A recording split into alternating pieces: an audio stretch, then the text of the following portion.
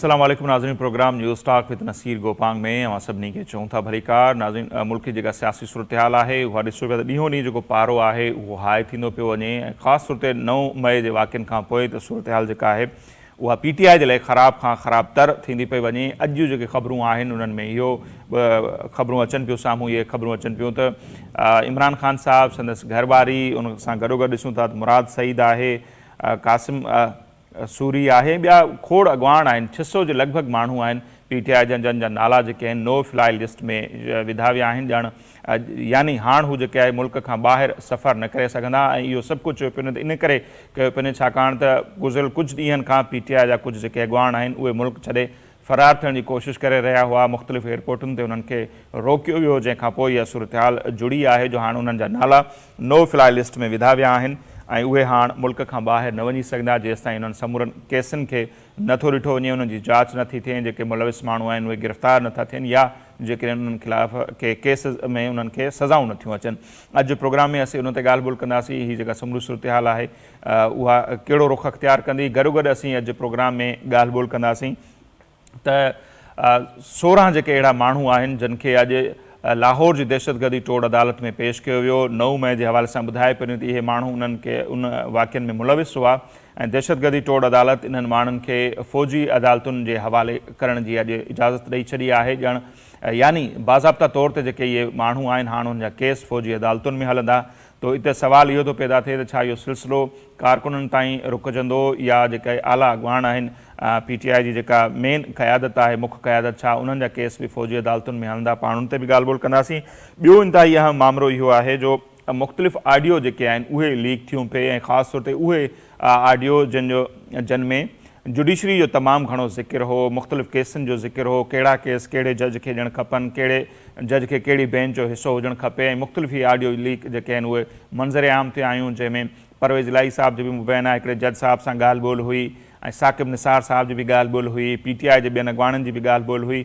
उन मामले जी जांच लाइ पहिरियों त इहो मुतालबो कयो पियो वियो त सुप्रीम कोर्ट जा जेके चीफ जस्टिस आहिनि पाण मुरादो उन जेको नोटिस वठनि। जॾहिं नोटिस न वरितो वियो त 4 ॾींहं पहिरियां असांखे नज़र आयो, 3 खां 4 ॾींहं पहिरियां हुकूमत उन ते हिकु जुडिशियल कमीशन क़ाइमु कई ऐं नोटिफिकेशन जारी थियो, जंहिंमें सुप्रीम कोर्ट जा जेके मोस्ट सीनियर जज आहिनि, जेके फ्यूचर जा चीफ जस्टिस आहिनि, जस्टिस काज़ी फ़ाइज़ ईसा साहब, उनखे उन जुडिशियल कमीशन जो सरबराह मुक़ररु कयो हुकूमत ऐं उन सां गॾोगॾु लाहौर हाई कोर्ट जा जेके चीफ जस्टिस आहिनि ऐं बलोचिस्तान हाई कोर्ट जा चीफ जस्टिस उन्हनि खे उन जो मेंबर बणायो वियो। हीअ 3 रुकनी बेंच हुई, उन बाज़ाब्ता तौर ते कार्रवाई हलाई। 2 जेके आहिनि उन जूं हेयरिंग थियूं ऐं 27 मई जे हवाले सां मुख़्तलिफ़ धुरियुनि खे नोटिस बि उन्हनि जारी करे छॾिया हुआ। इन विच में असांखे नज़र आयो त इमरान ख़ान साहब उन ऑडियो लीक वारी जुडिशियल कमीशन खे सुप्रीम कोर्ट में चैलेंज कयो ऐं अॼु जेको आहे सुप्रीम कोर्ट जे चीफ जस्टिस उमर अता बंदियाल साहब उन जुडिशियल कमीशन जंहिंजो क़याम हुकूमत अमल में आंदो हो, जंहिंजी क़यादत जस्टिस काज़ी फ़ाइज़ ईसा साहब करे रहिया हुआ, उनखे जहिड़ो कर रद्द करे छॾियो आहे ऐं नए सिरे सां हिकिड़ी 5 रुकनी लार्जर बेंच जो क़याम अमल में आंदो वियो आहे, जंहिंमें चीफ जस्टिस उमर अता बंदियाल साहब पाण शामिल आहिनि। उन सां गॾोगॾु जस्टिस एजाज़ उल हसन साहब आहिनि, जस्टिस मुनीब अख्तर साहब आहिनि, जस्टिस शाहिद वहीद साहब आहिनि ऐं जस्टिस हसन अज़हर रिज़वी साहब जेके आहिनि उन्हनि खे शामिलु कयो वियो आहे।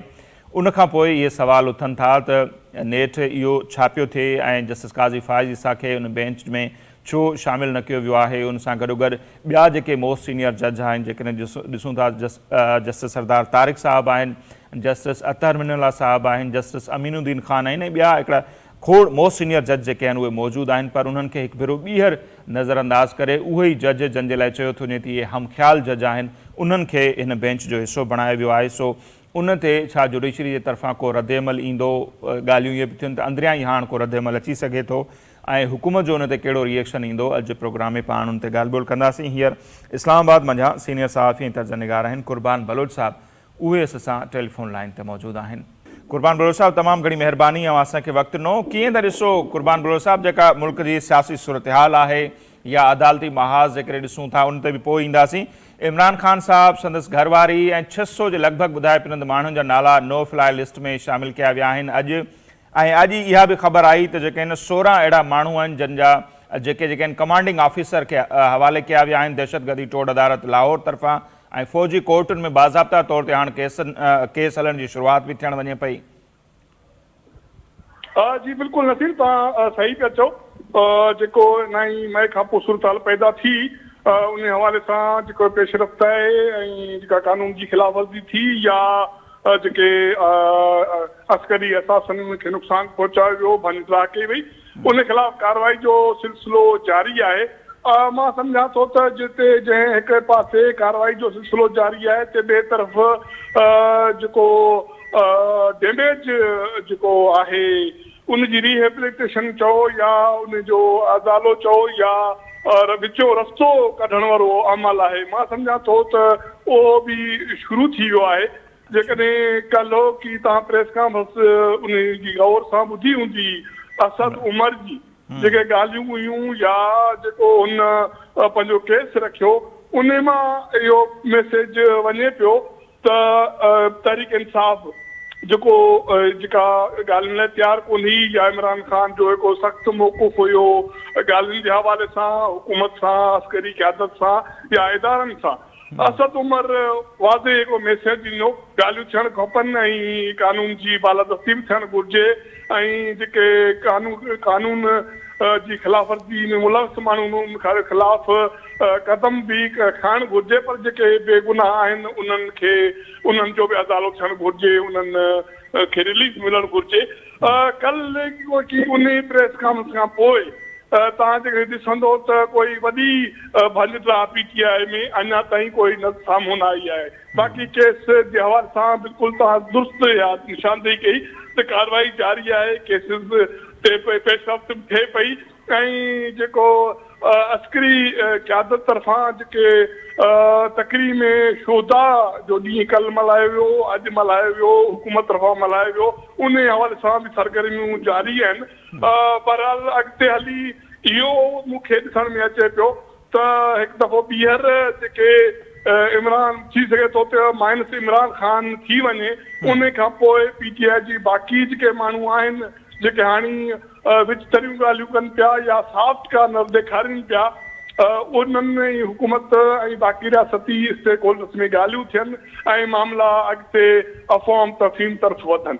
सही ऐं उहे मामला बि मां चयो पिया न बरोड़ साहिब त तॾहिं अॻिते वधंदा जॾहिं माइनस इमरान ख़ान थिए पोइ या उहो नाहिल थिए गिरफ़्तार थिए या जलावतन थिए उनखां पोइ ज़ाहिर आहे जेके पोइते बचंदा उन्हनि सां ॻाल्हियूं बि थींदियूं ऐं ज़ाहिर आहे पोइ इन पार्टी खे हिकिड़े प्रेशर ग्रुप तौरु थर्ड ऑप्शन तौरु बरक़रार भी रखियो वेंदो पर पहिरियों इमरान ख़ान साहब वारो मसइलो हिकिड़े पासे थिए न सर।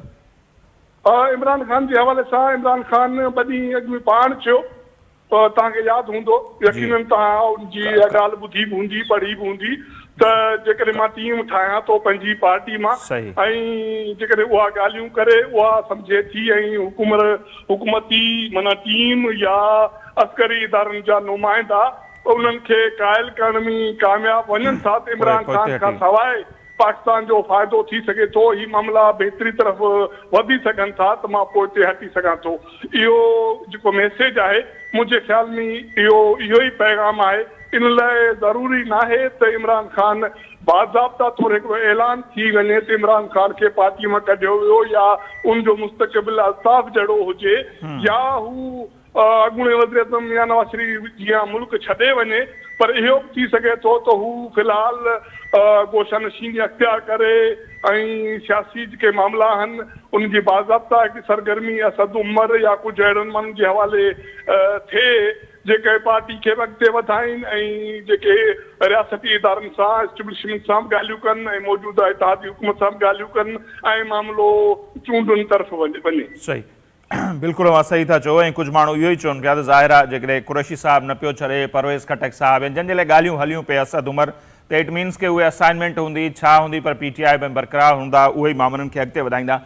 पर अॼु ई असां ॾिसूं था त सुप्रीम कोर्ट में इमरान ख़ान फ़ौजी अदालतुनि खे चैलेंज कयो आहे फ़ौज तरफ़ां तलबी खे रोकण जे लाइ कोर्ट खे चयो अथसि त उन ते नोटिस वठो संदनि माण्हुनि खे टोड़ियो पियो वञे गॾोगॾु उन जेको उन में तारीख़ी हवाला ॾिना आहिनि उन में इहो बि ॼाणायो आहे त नवाज़ शरीफ़ जो इक़्तिदार जेको आहे उहो इस्टेब्लिशमेंट सां टकराव जे करे वियो ऐं पोइ वरी इस्टेब्लिशमेंट ऐं अदलिया गॾिजी करे उनखे रिलीफ में ॾिनो त अॼु त उन्हनि रिटन में इस्टेब्लिशमेंट ते अदलिया ते इल्ज़ाम बि त लॻाया आहिनि ख़ान साहब ऐं गॾोगॾु रिलीफ बि घुरनि पिया। मुंहिंजे ख़्याल में इमरान ख़ान सां गॾु काफ़ी पाकिस्तान जो जेको अक्सरती तबिको आहे उन में सियासी धुरियूं बाज़ाब्ता तौर ते न बि कनि मुझे ख्याल में काफ़ी ख़ामोश हिकिड़ो आवाज़ ज़रूर मौजूद आहे। इंसानी हक़नि जूं तंज़ीमूं आहिनि, समाजी तंज़ीमूं आहिनि, अदलिया आहे, कानूनी जेके माहिर आहिनि, मुंहिंजे ख्याल में काफ़ी हद ताईं इहो आवाज़ सोसाइटी में मौजूद आहे त कानून जी ख़िलाफ़ वर्जी जेकॾहिं सिविलियन कई त सिविल कानून तहत उन ख़िलाफ़ बिल्कुलु कार्रवाई थियणु घुरिजे। दहशतगर्दी तौरु अदालतूं मौजूदु आहिनि, हाई कोर्ट्स मौजूदु आहिनि, सुप्रीम कोर्ट मौजूदु आहिनि, कानून मौजूदु आहिनि, उन्हनि ते सख़्ती सां अमल दरामद थी कानून मुताबिक़ कार्रवाई थियणु घुरिजे। मां सम्झां थो त जेकॾहिं माज़ी खे जो असां सबक़ हासिल कयूं त हर मामले जो हल एक्सट्रीम इंतिहा पसंदी न आहे। तव्हांखे यादि हूंदो मिलिट्री कोर्ट्स ठहियूं, दहशतगर्दनि ख़िलाफ़ केसिस हलिया, उन खां पोइ वरी तव्हां ॾिठो दहशतगर्दी जी हिकिड़ी लहर आई ऐं उनजो जेको सियासी जमातनि पारां बि रद्द अमल आयो।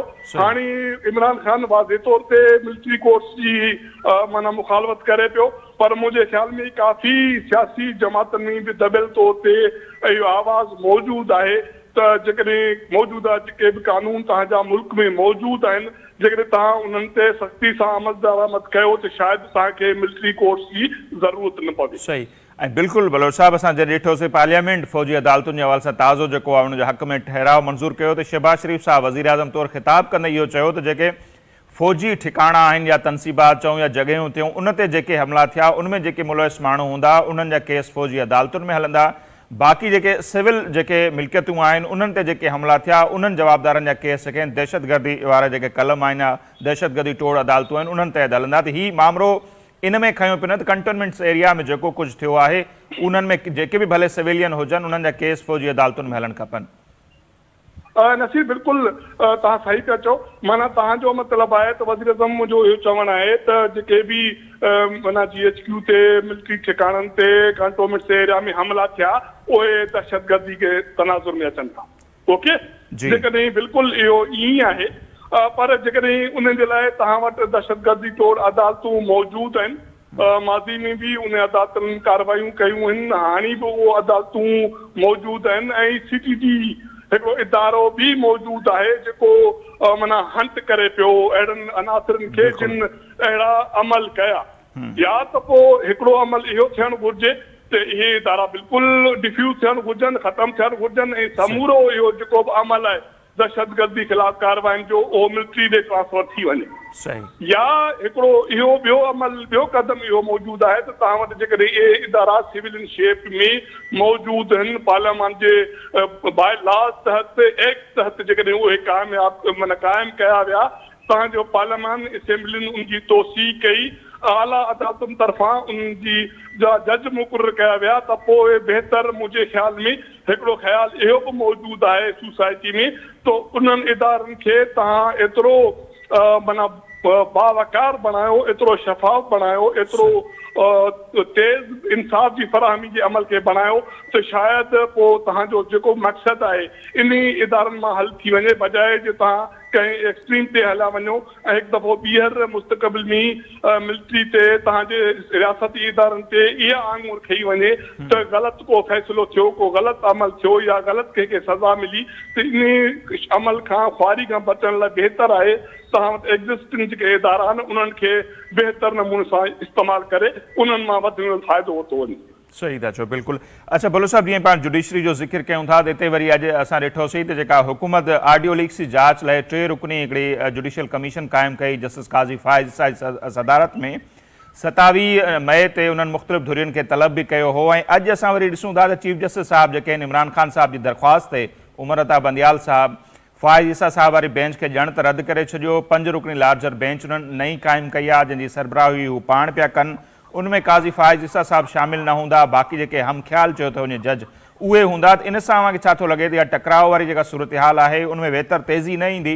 हिकिड़ो त फ़ाइज़ ईसा साहब खे रद्द करणु जेको बिरादर जज आहे, ॿिए पासे जेका हुकूमत कमेटी ठाही, कमीशन ठाही, हुकूमत खे बि उन्हनि रद्द कयो, फ़ाइज़ ईसा साहब खे बि चीफ साहब अॼु रद्द कयो आहे। नसीर, मूंखे जेको माना ॻाल्हि महसूसु थिए पई त असां जंहिं तरफ़ जेका सोसाइटी जो हिकिड़ो नैरेटिव बिल्ड थियो आहे हींअर मौजूदा कुझु अरसे में, उन में या त इहो माना ज़ाती हिकिड़ी सोच आहे या नैरेटिव बिल्ट थियो या नैरेटिव इहो बिल्ट करायो वियो त हिकु तरफ़ी हिकु धुरी तौर ते जेकॾहिं जेको बि अमल थिए थो उनजी सपोर्ट कई वञे, जेकॾहिं उनजो ॿियो पासो उन ते केरु आङुर खणे उनखे चैलेंज करे उन जे हवाले सां पंहिंजी राय ॾे त उनखे माना हिकिड़ो दुश्मन धड़े तरफ़ धिकियो वञे। मुंहिंजे ख़्याल में कंहिं बि सोसाइटी में इहो कोई पॉज़िटिव अमल न आहे थींदो। का बि शइ डेवलप थिए थी उनजा नेगेटिव पॉज़िटिव पैसा हूंदा आहिनि, उनजा प्रो ऐं अगेंस्ट पासा हूंदा आहिनि। उन्हनि धुरियुनि खे वक़्त सां गॾु हिकिड़ी कानून जी या हिकिड़ी जेको बि तव्हांजो सियासी ऐं कानूनी धारा आहे उन तहत पेशरफ़्त करणु ॾियो। उन जा नतीजा जॾहिं साम्हूं अचनि त पोइ कंहिं असां कंहिं फ़ैसिला कोन कंहिं नतीजे ते पहुचूं त हीउ ग़लति थियो हीउ सही थियो। जेकॾहिं इमरान ख़ान उनखे चैलेंज कयो त उनजा हिकिड़ा पासा पंजाब पस मंज़र आहिनि, हू काफ़ी अहिड़ा नुक़्ता उन्हनि खयां आहिनि जिन ते जेकॾहिं अदलिया ते सोचण जी गुंजाइश आहे त उन ते सोचिजे। जेकॾहिं ग़लति हूंदा त अदलिया उन्हनि खे दरख़्वास्त खे खणी ॿाहिरि फिटो करे छॾंदी। पर एतिरी असां हेस्ट में एतिरी तकड़ में असां छो आहियूं त हर मामिलो या त इहो चइजे त तिरी ते बिश्त थिए या जेकॾहिं केरु असांखे नथो वणे त उहो फौरी तौर ते उनखे टंगियो वञे। मुंहिंजे ख़्याल में कंहिं बि मुहज़ब मुआशिरे में इहो जेको बि इहा सोच आहे किथे भी कोई सोसाइटी लाइ कंहिं रियासत लाइ कंहिं सियासी इदारे लाइ मुंहिंजे ख़्याल में को फ़ाइदेमंद न थींदो। बिल्कुलु न हूंदो। पर उते ई बलोच साहब असां ॾिसूं था न जॾहिं फ़ाइज़ ईसा साहब खे तव्हां कंहिं बेंच में न खणो, अतहर मिनला साहब खे कंहिं बेंच में न खणो, ॿिया मोस्ट सीनियर जज हाणे हिकिड़ो बेंच ठहियो, हुकूमत कमीशन ठाही, फ़ाइज़ ईसा हुनजी क़यादत पियो करे, लाहौर हाई कोर्ट जो चीफ जस्टिस हुन में हुजे, बलोचिस्तान हाई कोर्ट जो चीफ जस्टिस हुजे, उन्हनि खे रद्द कजे, हलो रद्द बि थी विया। पर जेका नई बेंच ठही उन में उहे माण्हू असांखे नज़र ई कोन था अचनि त पोइ त ज़ाहिर सवाल उथनि था न। असां उन तरफ़ था इशारो कयूं त जुडिशरी जे अंदरि जेके इहे मामला हलनि पिया ऐं जस्टिस मज़ाहिर अकबर नकवी जे ख़िलाफ़ जॾहिं रेफरेंस आयो त चीफ साहब उनखे बेंच में खणी चयो त आउं इहो ख़ामोश पैगाम थो ॾियां। भाई बिल्कुलु तव्हां दोस्त था चओ, हुकूमत सम्झे थी त चीज़ सां पाकिस्तान धुर आहे, ठीकु ओके तव्हां इहो चवणु चाहियो था त पोइ हुकूमत वटि इहे पैमाना मौजूदु आहिनि त उन ख़िलाफ़ रेफरेंस दाख़िल करे।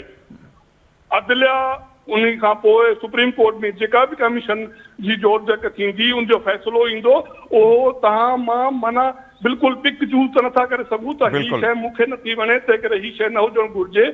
इहे शयूं हिकिड़ो अमल आहे, प्रोसेस आहे, उन्हनि खे उन प्रोसेस में वञणु ॾियो। तव्हांजो फ़ाइदो थिए थो तव्हां ॿिए जो नुक़सानु थिए थो, ॿिए जो फ़ाइदो थिए थो तव्हांजो नुक़सानु थिए थो। इन सोच खां हटी करे हिकिड़े जेके बि हिन जे मुआशरनि में जमहूरियत जा कानून जा हिकिड़ा पैमाना आहिनि, हिकिड़ा रस्ता आहिनि, हिकिड़ा नेचुरल वाकिरा आहिनि, तव्हांखे उन्हनि खे त फॉलो करणो पवंदो। मूं चयो न त कंहिं बि मुआशिरे में इंतिहाई बदकिस्मती हूंदी त मूंखे जेकॾहिं केरु नथो वणे त मुंहिंजी ख़्वाहिश हुजे त इनखे भाई चाढ़ियो वञे, उनखे उन ॾींहुं भाई चाढ़ियो वञे। ऐं जेकॾहिं मूंखे वणे थो त उहो ग़लति बि करे त मुंहिंजे सिर जो साईं हुजे त कंहिं बि बाशऊर ऐं समझदार मुआशरनि में इहे कोई फ़ाइदेमंद अमल न हूंदा। जेको बि बयानियो क्रिएट थियो सोसाइटी में, अदालतुनि में, अदालत उज़्मा में, अदालत में ही जेके बि नतीजा निकिता ही असांजे माज़ी जो अक्स आहिनि। जॾहिं असां सियासत में नफ़रत खे जनम ॾिनो, असां कानून में नफ़रत खे जनम ॾिनो, असां पॉलिटिकल पार्टीज़ में, असां असेंबलियुनि में नफ़रत खे जनम ॾिनो, जंहिंजो ओलड़ो असां ॾिसूं पिया दहशतगर्दी जे शक्ल में ऐं ही पुरतशुद कार्रवाइनि जी शक्ल में। सही, बिल्कुलु सही था चओ ऐं ईअं ई हुजणु खपे, बाय द बुक सभिनी खे हलणु खपे। पर ॾिसूं जेको मोस्ट सीनियर जज हुजे उनखे जेकॾहिं मां चेंबर वर्क ॾेई छॾियो, कंहिं बेंच जो हिसो न बणायो, जन ते इल्ज़ाम लॻनि उन्हनि खे बेंच में खणी तव्हां चओ त ख़ामोश पैगाम था ॾियूं। 9 मई जे वाक़िअनि खां पोइ जंहिं अंदाज़ सां इमरान ख़ान वारे केस खे ट्रीट कयो चीफ जस्टिस साहब, त पोइ इहो अलमियो न आहे इदारनि जे लाइ अहिड़ी राय जेकॾहिं क़ाइमु थिए थी त उनमें इदारा पाण बि कुझु अहिड़ो रवैयो ॾेखारनि था। बिल्कुलु मां चवां थो त जेकॾहिं चीफ जस्टिस साहब पाकिस्तान धुर आहे, इंसाफ़ जी फराहमी में रुकावट आहे, किथे माना धुर थिए थो त इहो बि अलमियो आहे। जेकॾहिं असांजो मुस्तक़बिल जो चीफ जस्टिस जी मुस्तक़बिल जो चीफ जस्टिस माना उहो तासुर ॾे त हू बि धुर थियणु वञे पियो ऐं आईंदा तव्हांजो साल ॾेढ उहो चीफ जस्टिस हूंदो पाकिस्तान जो ऐं त उहो बि बदकिस्मती सां मुंहिंजे ख़्याल में असांजे लाइ वॾो बिल्कुलु। सबक़ु हूंदो, तंहिं करे ॿई शयूं एक्सट्रीम में न हुजणु घुरिजनि, न मौजूदा चीफ जस्टिस जे हवाले सां न मुस्तक़बिल जे चीफ जस्टिस सां। मुंहिंजे ख़्याल में हुनखे बि अणधुड़ियो रहण ॾिनो वञे असांजी सोसाइटी लाइ इहो फ़ाइदेमंद साबित थींदो। सही। अच्छा, आख़िर में बलोच साहब अवां खां अॼु जेका हिकिड़ी तस्वीर वायरल थी आहे शोधा जे हवाले सां जेका तकरीब थी GHQ में पिंडी में, त जेको अॻूणा आर्मी चीफ बाजवा साहब बि हुन में वेठा आहिनि मौजूदा आर्मी चीफ सां गॾु, त उनखां पोइ ट्विटर ते जिते किथे हिकिड़ो बहस पियो हले त छा अहिड़ो इतिहाद असांखे सियासतदाननि में बि कॾहिं नज़र ईंदो जो हज़ारे इख़्तिलाफ़नि जे बावजूदि हू पाण में गॾु वेंदा, पंहिंजा मसइला पाण हल कंदा, या बाजवा साहब जी हुन में शिरकत खे अवां कीअं था ॾिसो? मां सम्झां थो त बिल्कुलु जेके बि धुरियूं, जेके बि शख़्सियतूं जिन इदारनि सां जो हिकिड़ो लाॻापो रहियो, उहो शहीद फ़ौजी हुजनि, शहीद पुलिस वारो हुजे, शहीद जेकॾहिं बिना गुनाह आम शहरी पाकिस्तान जो हुजे, त असां सभिनि खे उन्हनि सां यकजहती जो इज़हार बि करणु घुरिजे, उनजी ताज़ीम तकरीम बि करणु घुरिजे ऐं पाण सां वेही पंहिंजो ॾुख बि वञणु घुरिजे। इहो पैगाम रियासती इदारनि जे हवाले सां जेकॾहिं इस्टेब्लिशमेंट में तव्हां जंहिंजो ज़िक्र कयो, निशानदेही कई, त इहो साॻियो मैसेज मुंहिंजे ख़्याल में सिविल इदारनि में बि हुजणु घुरिजे त शायदि असांजो जेके हिन सोसाइटी में हींअर जेको हिकिड़ो जेको रुझान मौजूदु आहे, सोच मौजूदु आहे, उन जो जेको बि उन मां उनखे मिनिमाइज़ करण जो इहो ई हल आहे त असां माठार जो रस्तो अख़्तियार करे हिक ॿिए सां गॾु वेही थधे दिमाग़ सां पंहिंजा मामला ॿुधूं बि, हिक ॿिए जी राय खे ॿुधूं ऐं उन्हनि खे अहमियत बि ॾियूं ऐं कानून, इंसाफ़ ऐं मुआशरती जेके अख़लाक आहिनि उन्हनि तहत अॻिते पेशरफ़्त कयूं त शायदि हीउ जेको भोचाल आहे, हीउ जेको तशद्दुद जेको माहौल आहे, मुंहिंजे ख़्याल में उन में काफ़ी माठार अची वई। बिल्कुलु सही था चओ। तमामु घणी महिरबानी कुर्बान बलोच साहब, असांखे वक़्तु ॾिनो।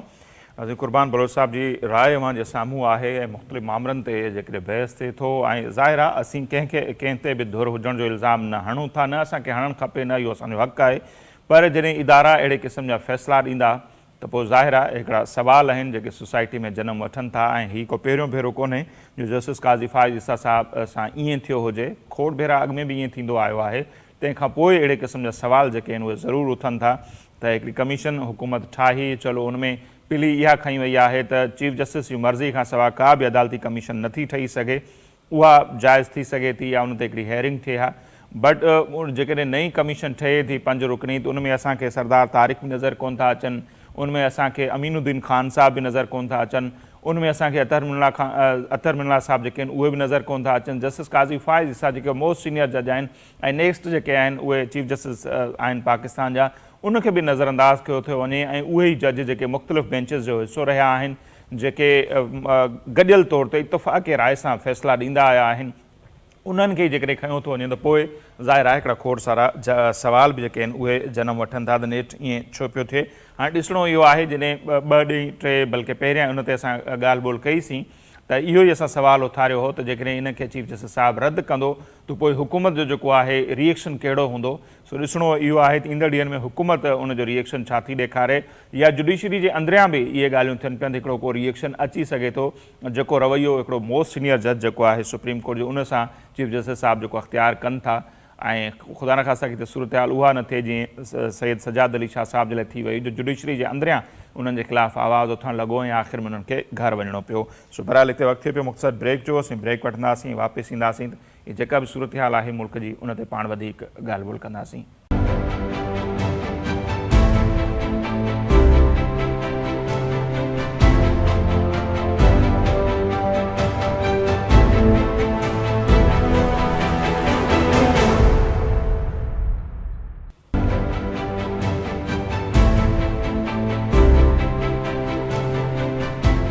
जी नाज़रीन, ब्रेक खां पोइ हिकु भेरो ॿीहर अव्हांखे प्रोग्राम में चऊं था भली कार, ऐं हींअर सीनियर सहाफ़ी ऐं तर्ज़निगार सलमान आबिद साहब जेके आहिनि उहे असां सां टेलीफोन लाइन ते मौजूदु आहिनि। उन्हनि सां असीं ॻाल्हि ॿोल कंदासीं मुल्क जी जेका मौजूदा सियासी सूरत हाल आहे या अदालती महाज़ ते जेके अहम केसिस हलनि पिया उन ते बि असीं उन्हनि सां ॻाल्हि ॿोल कंदासीं, उन्हनि जी राय मालूम करण की कोशिश कंदासीं। बहुत शुक्रिया सलमान आबिद साहब, आपने हमें वक्त दिया।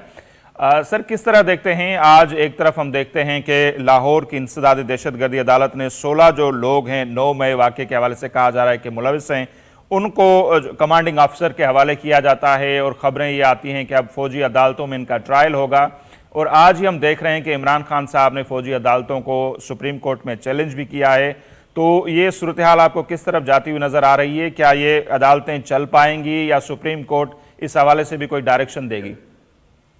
देखिए, असली बात तो यह है कि 9 मई का जो सानिया है वो एक बड़ा इवेंट है और बड़ी जिसे कहते हैं ना कि गैर मामूली सरगर्मी दिखाई है जिन लोगों ने ये इंतहा पसंदी, शिद्दत पसंदी या दहशतगर्दी की है, सरकारी तनसीबात पर हमले करने की, फौजी इदारों पर हमले करने की, उसकी किसी भी सतह पे हिमायत नहीं की जा सकती। लेकिन सवाल ये है कि आपके पास जब सिविल कोर्ट्स मौजूद हैं और सिविल अदालती निज़ाम मौजूद है, सिविल की तफ्तीश का निज़ाम मौजूद है, तो मेरा ख्याल है कि इनिशियली इन मामलात को सिविल इदारों के साथ ही चलना चाहिए था। मिलिट्री कोर्ट्स का मैं कोई बहुत बड़ा हामी नहीं हूँ और ये बहुत ही गैर मामूली इकदाम होता है जब इस तरह की अदालतें बनती हैं या मुकदमे चलाए जाते हैं। तो मेरा ख्याल है कि अभी ये चैलेंज भी हो गया है। खुद पीपल्स पार्टी के अंदर भी रजा रब्बानी समेत बहुत से लोग अपनी रिजर्वेशन शेयर कर चुके हैं और देखना होगा कि अब इनका अदालत के अंदर जब ये चैलेंज होती है तो फिर उसका क्या रद्द-ए-अमल अदालत सामने लेके आती है। लेकिन एक चीज इसमें यह भी है कि एक तो वो लोग हैं जिन्होंने 9 मई के तशद्दुद वाक़यात में बराह रास्त हिस्सा लिया और इमलाक को नुकसान पहुंचाया, लेकिन उसके बावजूद बड़े पैमाने पर सियासी गिरफ्तारियां भी हुई हैं और सियासी कारकुनों को भी बड़े पैमाने पर हजारों की तादाद में गिरफ्तार किया गया है। एक तो उसमें डिफरेंशिएट होना चाहिए था जो अभी तक नहीं हो पा रहा और लोगों को रिलीफ नहीं मिल रहा है। तो मेरा ख्याल है इस पर भी हुकूमत को थोड़ा सा संजीदगी का मुजाहरा करना चाहिए और बुधबारी का मुजाहरा करना चाहिए। जो लोग बराह रास्त उन वाकयात में इन्वॉल्व हैं उनके खिलाफ तो जरूर एक्शन ले, लेकिन जो बिला वजह सियासी कारकुनों की पकड़ दकड़ हुई है, मेरा ख्याल है उस पर जरा थोड़ा सा नजरसानी करने की जरूरत है। बिल्कुल करनी चाहिए और किसी के साथ भी ज्यादती नाइंसाफी नहीं होनी चाहिए। बिल्कुल दुरुस्त फरमा रहे हैं। अच्छा सर, आज हम देखते हैं कि उसी पिटीशन में खान साहब ने यह भी एक तारीखी दलाइल के तौर पर यह भी लिखा है कि किस तरह नवाज शरीफ साहब का इक़्तिदार ख़त्म किया गया। उन्होंने कहा कि इस्टेब्लिशमेंट ने उनको इक़्तिदार से निकाला, जबकि हम देखते हैं कि पनामा में अदलिया की तरफ से फैसला आया था। फिर वो ये भी लिखते हैं कि अदलिया ने नवाज शरीफ साहब को रिलीफ फराहम किया, वो एक डील के तहत बाहर चले गए।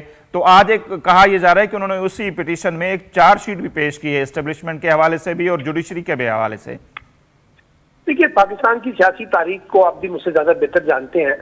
यहाँ जब भी हुकूमतें बनती हैं, टूटती हैं, किसी को लाया जाता है, किसी को निकाला जाता है, उसमें बड़ी ताकतों का अमल दखल तो बहुत होता है। इसलिए ये जो बात इमरान खान ने की है, ये कोई ऐसी नई बात नहीं है जो लोगों को मालूम ना हो। खुद नवाज शरीफ साहब कहते हैं कि उनको एस्टैब्लिशमेंट ने निकाला था, जुडिशरी को हथियार बनाया गया था, जो जुडिशरी के जरिए निकाला गया था। तो सलमान अहमद साहब, सवाल ये है कि अगर ये बात मरियम साहिबा करे, नवाज शरीफ साहब करे, नवाज लीग का कोई और बंदा करे तो बात तो बनती है। आज खान साहब ये मतलब उनके ही हक में दलील दे रहे हैं कि किस तरह उनको निकाला गया और फिर एस्टेब्लिशमेंट इन्वॉल्व थी। कल हो सकता है कि नवाज शरीफ या मरियम या शहबाज शरीफ कहे कि जो इमरान खान को निकाला गया था उसमें एस्टैब्लिशमेंट भी शामिल थी। जी, ये कोई ऐसी चीज नहीं है, ये तो होता रहता है सियासत के अंदर। आपने देखा एक जमाने में पीपल्स पार्टी और पीएमएल में कितनी दुश्मनियां थी, आज बड़ी कुर्बतें हैं। तो ये मामलात बदलते रहते हैं। लेकिन देखिए, जो बुनियादी सवाल हमें उठाना चाहिए वो ये है कि आज की जो सियासत पाकिस्तान के अंदर हो रही है और जिस तरीके से रियासती निज़ाम को, हुकूमती निज़ाम को और हुक्मरानी के निज़ाम को चलाया जा रहा है, उससे क्या हमारी सियासत मजबूत हुई है या जमहूरियत मजबूत हो रही है या कमजोर हो रही है? मेरा जाती ख्याल तो यह है कि हमारी मजमूई तौर पर सियासत और जमहूरियत कमजोर हो रही है और उसकी एक बड़ी वजह सियासी जमातें, चाहे वो हुकूमत में है चाहे अपोजिशन में है, उनके अपने अंदाज बदतमादी और टकराव का माहौल है, जिसकी वजह से सियासी अमल जो है वो कमजोर हो रहा है। और आज भी सियासी अमल कमजोर हो रहा है और इसका फायदा जो है वो सियासत और जमहूरियत को नहीं हो रहा। जो कुछ हो रहा है मुल्क में ठीक नहीं है। और देखिए, मफाहमत की सियासत आगे बढ़नी चाहिए थी। इमरान खान साहब ने भी इस मामले में देर कर दी। जब उनको बार बार मफाहमत की तरफ कहा जाता था तो वो मफाहमत से इनकारी हो जाते थे। तो जब उन्होंने मफाहमत की तरफ पेशरफ करने की कोशिश की तो हुकूमत के तर्ज अमल में काफी सख्ती आ गई। और अब सूरत हाल ये है कि हुकूमत और अब इमरान खान एक दूसरे के साथ बैठने के लिए तैयार नहीं है। तो अगर वो सियासी मामला सियासी अंदाज में हल नहीं करेंगे, कभी वो जुडिशरी के जरिए मामले को हल करना चाहते हैं और कभी एस्टैब्लिशमेंट की मदद से हल करना चाहते हैं, तो उससे तो फिर सियासत और जमहूरियत का जो अमल है वो कमजोर होगा। बिल्कुल आप दुरुस्त फरमा रहे हैं, लेकिन आप सबने ये भी सुना होगा कि खान साहब तो मुफाहिमत को वो मुकाव की सियासत कहते थे और कहते थे कि ये सारे आपस में मुकाव करते हैं, मैं नहीं आऊँगा। और कल तक उन्होंने जो इंटरव्यू दिए हैं उनमें भी अगर हम देखते हैं तो पहले तो वो ऑडियो लीक आई, अमेरिका से मदद मांग रहे होते हैं, कल वो कह रहे हैं कि आर्मी चीफ से बात करने के लिए तैयार हैं, इस्टेब्लिशमेंट के लिए बातचीत करने के लिए तैयार हैं, सिविलियन गवर्नमेंट का वो जिक्र नहीं कर रहे कि मैं हुकूमत के साथ भी बैठने को तैयार हूं। आज भी उनकी नज़र में शायद ये इस काबिल नहीं है कि उनके साथ बैठा जाए। देखिए ना, बात यह है कि अभी वो बैठे थे, 3 राउंड हुए थे, आपको पता, मुज़ाकरात के, हुकूमत और अपोजिशन के दरमियान। पीपल्स पार्टी भी थी, PMLN भी थे, JUI के लोग भी बैठे थे इलेक्शन के हवाले से, लेकिन कोई इत्तेफाक राय नहीं हो सका। उसकी वजह यह है, ये सिर्फ इमरान खान का मसला नहीं है कि हम समझते हैं कि सिर्फ इमरान खान है। आप जरा जो जबान इमरान खान के खिलाफ हुकूमत के अंदर से इस्तेमाल हो रही है, खासतौर पे JUI और PMLN के लोगों की तरफ से, वो भी तो माहौल को तल्ख कर देती है ना। और उनकी जातियात पर जाया जा रहा है, उनके घरों तक जाया जा रहा है, उनकी औरतों तक जाया जा रहा है, तो एक रिएक्शन तो फिर यहाँ से भी आता है ना। तो इमरान खान ने भी गलती की है, हुकूमत भी गलती कर रही है। और मैं आपको कह रहा हूँ कि अगर ये मुफाहमत नहीं करेंगे तो नुकसान तो दोनों को होगा ना। ये थोड़ी कि किसी एक को होगा, दोनों को होगा, और दोनों ही सियासी नुकसान उठाएंगे तो उसका नुकसान फिर जमहूरियत को होगा। अब भी वक्त है, अगर ये संभलना चाहे, मामलात को दुरुस्त करना चाहें, अफाम तफहीम का रास्ता इख्तियार करना चाहें, मफाहमत करना चाहें, सुप्रीम कोर्ट तो बार बार उनको कह रही है ना, स्पेस दे रही है कि आप आपस में मिलकर इलेक्शन का तय कर लें, लेकिन वो नहीं तय कर पा रहे। फिर जब सुप्रीम कोर्ट फैसला करेगा तो फिर आप कहेंगे अदालत मुदाखलत करती है। तो जब सियासी जमातों को मौका मिलता है, उनके पार्लियामेंट है, सियासी फोरम्स है, उसमें अगर हमने अपने मसाइल हल नहीं करने तो फिर बाहर वाले तो फिर बैठ के जो हल करेंगे फिर वो आपके लिए काबिल कबूल नहीं होगा। सही।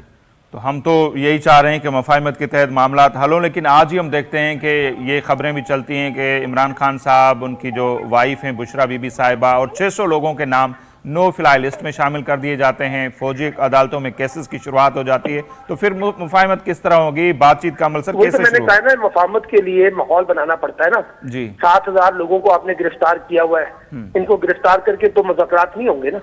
अगर आपने इमरान खान के ऊपर दहशतगर्दी के मुकदमे बनाए हुए हैं और 54 के करीब उन पे दहशतगर्दी के मुकदमे हैं, तो फिर मुफाहमत तो नहीं होगी। जब उनको बार बार अदालतों में लेके जाएंगे तो फिर मुफाहमत नहीं होगी। इसी तरीके से फौजी अदालतें बन रही हैं तो वो भी मुफाहमत नहीं होगी। तो ये तो खुद हुकूमत को भी तय करना है ना कि हुकूमत मुफाहमत करना चाहती है, वो टकराव करना चाहती है। वो तो सिंपल कह रही है कि इमरान खान का कला कमा करना है, उनको नाहिल करना है। उनकी कल परसों आपने सुना ख्वाजा आसिफ कहते हैं कि उनकी जमात पे पाबंदी लगानी है। तो जब हुकूमती अज़ाइम बड़े वाज़ेह हैं, वो कह रहे हैं कि हमने उनको कुचलना है, खत्म करना है, तो फिर मुज़ाकरात और मुफाहमत की बातें तो हम एक तज़िये के तौर पे तो पेश कर सकते हैं। हालात जो है वो लगता ही है कि जैसे मुफाहमत से दूर होते जा रहे हैं, और यही वजह है कि मैं कह रहा हूँ कि अगर मामलात मुफाहमत से दूर हो रहे हैं तो फिर सियासत और जमहूरियत का मुस्तकबिल कोई नहीं है। सही। तो सलमान आबिद साहब, एक तो ये भी तो एक हकीकत है ना, हमें ये भी देखना होगा कि 9 मई के जो वाकयात है उसके बाद आप समझते हैं कि हुकूमत के हाथ में कुछ है, अगर वो चाहे भी तो खान साहब को या PTI को कोई रिलीफ दे सकती है? क्योंकि अब जो डेली बेसिस पे जो बयान आ रहे हैं USPR की तरफ से, अब तो ये देखने में नजर आ रहा है कि हुकूमत के हाथ से चीजें निकल चुकी हैं। इस 9 मई के वाकयात से PTI डिफेंसिव हो गई है ना, तो हुकूमत को चढ़ाई करने का मौका मिल गया है, वो चढ़ाई कर रही है, उसको ज्यादा बेहतर पोजीशन मिल रही है, वो चढ़ाई कर रही है। लेकिन अगर वो नहीं, वो समझते हैं कि इससे हमें फायदा मिल जाएगा पॉलिटिकली, मुझे नहीं मालूम पॉलिटिकली फायदा मिलेगा या नहीं मिलेगा। और जिस तरीके से लोगों की वफादारियां तब्दील की जा रही हैं, वो भी आप देख रहे हैं कि ये क्या अंदाज है लोगों की वफादारियों को तब्दील करने का। तो बहुत से मसाइल है ना जी। अब मसला ये है कि इस वक्त हुकूमत जरा पहले डिफेंसिव में थी, इमरान खान पॉपुलर बहुत ज्यादा थे, इमरान खान बहुत उठ के बातें कर रहे थे। अब जरा हुकूमत बहुत उठ के बातें कर रही है, PTI डिफेंसिव हो गई है। तो अगर हमने इस तरह की मुकाबलाबाजी करनी है एक दूसरे के साथ तो करते रहे। पाकिस्तान में ये काम पहले भी होता रहा है, अब भी कर लें। इससे अगर सियासी और जमहूरी अमल मजबूत हो सकता है तो वो भी करके दिख लें। सही। तो सलमान साहब, आपसे ये भी समझेंगे कि आज हम देखते हैं कि क्योंकि डेली बेसिस पे ये हो रहा था तो लोगों को इंतजार होता है कि आज कोई प्रेस कॉन्फ्रेंस होगी, कोई अलहदगी का ऐलान होगा। चलो अब तक तो इतलात इस तरह के नहीं है, तो आप क्या समझते हैं कि ये सिलसिला अभी रुकने वाला है, रुक जाएगा, या सिलसिला चलेगा? और कुछ लोग तो कहते हैं कि खान साहब बिल्कुल एक तनहा रह जाएंगे। आपकी क्या राय है इसमें? देखिए, मेरा अपना ख्याल ये है कि बहुत से लोग पार्टी छोड़ गए हैं, बहुत से लोग छोड़ सकते हैं। अच्छा। लेकिन अभी तक जिन लोगों ने पार्टी छोड़ी है उनमें 3 नाम या 4 नाम ऐसे हैं जिन पे बात हो सकती है। फवाद चौधरी साहब है, ठीक है, शेरी मजारी साहिबा है, असद उमर ने पार्टी ओहदों से इस्तीफा दिया है, फयाजुल हसन चौहान के बारे में बात की जा रही है। बाकी तो जितने लोगों ने पार्टी छोड़ी है वो इलेक्टेबल्स है, उनकी कोई अहमियत नहीं है। वो अपने अपने हलकों में जब भी कोई पार्टी का रूज होता है वो उसके साथ खड़े हो जाते हैं, जब कोई पार्टी पे सवाल आता है तो वो निकल जाते हैं। तो अब भी ऐसा ही हुआ है। अभी तक तो पार्टी उस तरह से इंटैक्ट है, पार्टी खत्म नहीं हुई है, लेकिन पार्टी पे दबाव बहुत है, लोगों पे कहा जा रहा है कि आप पार्टियां छोड़ दें। आज आपने देखा कि मियां महमूद रशीद साहब ने, फिर मुशर्रफ अफरीदी साहब ने, डॉक्टर यास्मीन राशिद ने, एजाज चौधरी ने, जिन्होंने पार्टियां छोड़ने से इनकार किया है, उनको दोबारा जेल भेज दिया गया। और अब तो हालत ये हो गई है कि खुद जजेस कह रहे हैं कि भी अगर आपने अपने आप को रिलीज करवाना है तो बाहर जाके प्रेस कॉन्फ्रेंस कर दें। तो मेरा मतलब है कि ये सारी सूरत जाहिर करती है, लेकिन अभी पीटीआई में काफी मुश्किल स्टेज है पीटीआई के ऊपर। इतनी आसानी से अब उनकी जान छूटने वाली नहीं है सारी सूरत से, टाइम लगेगा। अब इसमें इमरान खान तदब्बुर के साथ और जरा थोड़ा सा ठहराव पैदा करें, लचक पैदा करें और कोई एक मुज़ाकराती अमल जो है उसको आगे बढ़ाने की कोशिश करें। और 9 मई के वाकयात की भी शदीद मजम्मत पहले भी कर रहे हैं, अब दोबारा करें, जोर दे के करें। तो मेरा ख्याल है कि थोड़े से उनके लिए भी फिर हालात बेहतर हो सकते हैं। सही। अच्छा सलमान साहब, इस मामले पर भी आपकी राय हम चाहेंगे कि ज़रूर हमें दें कि हम देखते हैं कि जुडिशरी में भी एक तासुर इस तरह का मिलता है कि एक तकसीम वाली सूरत हाल है। मोस्ट सीनियर जज जस्टिस काजी फ़ाइज़ ईसा साहब को किसी बेंच में का हिस्सा नहीं बनाया जाता। सरदार तारिक हो गए, अमीनुद्दीन खान हो गए, अतर मिल्ला हो गए। आज भी हम देखते हैं कि वही हुआ कि जुडिशल कमीशन जो हुकूमत ने बनाया था, चलो उसकी बनावट पे एतराज़ हो सकते थे, लेकिन जब नया लार्जर बेंच बना है 5 रुकनी, उसमें ये जज जिनका मैं जिक्र कर चुका हूं इनका नाम ही नहीं है। तो इसको आप किस तरह देखते हैं? देखिए, इसमें कोई शक नहीं है कि जुडिशरी में तकसीम है बड़े वाज़ेह तौर पे, और हमारी जुडिशरी 2 हिस्सों में बटी हुई है। लेकिन बदकिस्मती है, बस इसका क्या किया जा सकता है। और इसी वजह से गलती साख भी मुतासिर हो रही है और जजों के सवालात भी उठाए जा रहे हैं, उनके फैसलों को भी चैलेंज किया जा रहा है, उनकी हिमायत और मुखालफत भी की जा रही है। तो मेरा ख्याल है कोई चीज नहीं हो रही, सिर्फ जुडिशरी तकसीम नहीं हुई है, पूरा का पूरा रियासती ढांचा जो है ना वो तकसीम हो गया है। हर ढांचे के अंदर आप उठा के देखें तो पोलराइजेशन है, कोई किसी की हिमायत कर रहा है तो किसी की मुखालफत कर रहा है। कानून और आइन तो पीछे रह गए हैं। अब लोगों की पसंद और नापसंद की बुनियाद पे जब मामला चलाए जाएंगे तो उसका नतीजा तो यही निकलेगा जो अब हम देख रहे हैं पाकिस्तानी रियासत के बुरहान की सूरत में। तो आप क्या समझते हैं कि ये जो आज का है फैसला चीफ साहब का, इसको कबूल कर दिया जाएगा या हुकूमत की तरफ से कोई इसका देखिए, सुप्रीम कोर्ट का जो फैसला होता है वो फैसला अटल होता है। सही, वो किसी को पसंद आए ना आए। और इसमें भी एक देखिए ना, रिवायत हमारे पास मौजूद है। रिवायत ये है कि जब भी हुकूमत किसी किस्म का कोई जो कमीशन बनाती है तो रिवायत ये कहती है कि वो चीफ जस्टिस को पहले इत्मीनान में लेती है, उनको खत देती है और उनसे या तो जजों का नाम लेती है या कोई जजेस को सपोर्ट सजेस्ट करती है। और जो चीफ जस्टिस की स्वाबीद होती है कि फिर वो जज को जिनको इन्होंने नामजद किया उसके ऊपर बना दें या किसी और पे बना दें। तो अब हुकूमत ने भी रिवायत तोड़ी है ना जी। हुकूमत ने भी माशाल्लाह एक ऐसे जज का इंतखाब किया है जो जिससे खुद हुकूमत की नीयत में सियासत नजर आती है। तो इसलिए वो चाहे फैसला कोई माने या ना माने, अदालती फैसला ही जो है सुप्रीम कोर्ट का वही अटल होगा। बिल्कुल। तो सवाल तो ये भी है ना सलमान आबिद साहब, क्या काजी फ़ाइज़ ईसा साहब को ये पता नहीं था कि चीफ जस्टिस की राय जरूरी होती है, उससे मुशावरत नहीं की गई, उससे परमिशन, फिर भी वो उस बेंच का उसमें हिस्सा रहे, उस कमीशन का वो ट्रायल? फ़ाइज़ ईसा साहब खुद ही अपने आप को मुतनाज़ा बनाते जा रहे हैं सारे मामला में। अभी उन्होंने चीफ जस्टिस बनना है, उनको खुद गुरेज करना चाहिए था, उनको ये कहना चाहिए था कि भी अगर आप मुझे ये देना चाहते हैं इसकी कमीशन की सरबराही तो असूली तौर पे आपको चीफ जस्टिस को लिखना चाहिए। लेकिन उन्होंने भी उसको फौरी तौर पे कबूल करके कार्रवाई शुरू की है ना। तो मसला ये है कि जैसे जुडिशरी तकसीम आप खुद कह रहे हैं तो इसी तरह से फ़ाइज़ ईसा भी उसी तकसीम का हिस्सा है ना। ठीक है सलमान आबिद साहब, बहुत शुक्रिया आपने हमें वक्त दिया। नाज़रीन, सलमान आबिद साहब जी राय अवां ॿुधी ऐं जेके मामला आहिनि को उहे एॾा सुठा कोन्हनि। जीअं सियासी लिहाज़ सां असां ॾिसूं त मामला तमामु घणा ख़राब आहिनि, ईअं ई अदालती महाज़ ते जेकॾहिं ॾिसूं था उते बि टकराव वारी सूरत हाल जेका आहे ॾींहों ॾींहुं उहा वधंदी पियो वञे, सूरत हाल माहौल ख़राबु थींदो पियो वञे, का बहितरी जी फिलफोर असांखे का उमेदु नज़र कोन पई अचे।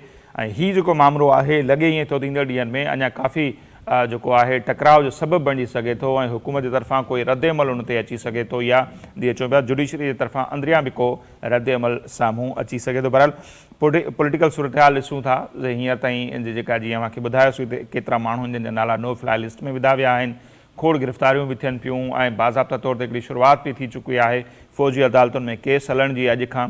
सो हाणे ॾिसूं था त इहो मामिलो छा कारकुननि ताईं रुकंदो या जेका आला क़यादत आहे PTI जी, छा उन्हनि ते बि फ़ौजी अदालतुनि में केस हलंदा? इमरान खान साहब आहे या जेके ॿिया अॻुवाण आहिनि छा उन्हनि सां बि इहो रवैयो हूंदो या इन समूरे प्रोसेस खे जेको आहे सुप्रीम कोर्ट में जेको इमरान ख़ान साहब चैलेंज कयो आहे छा सुप्रीम कोर्ट उन हवाले सां को फ़ैसिलो ॾेई सघे थी ऐं उतां को अहिड़ो क़िस्म जो फ़ैसिलो अचे जंहिंसां PTI खे को रिलीफ मिले।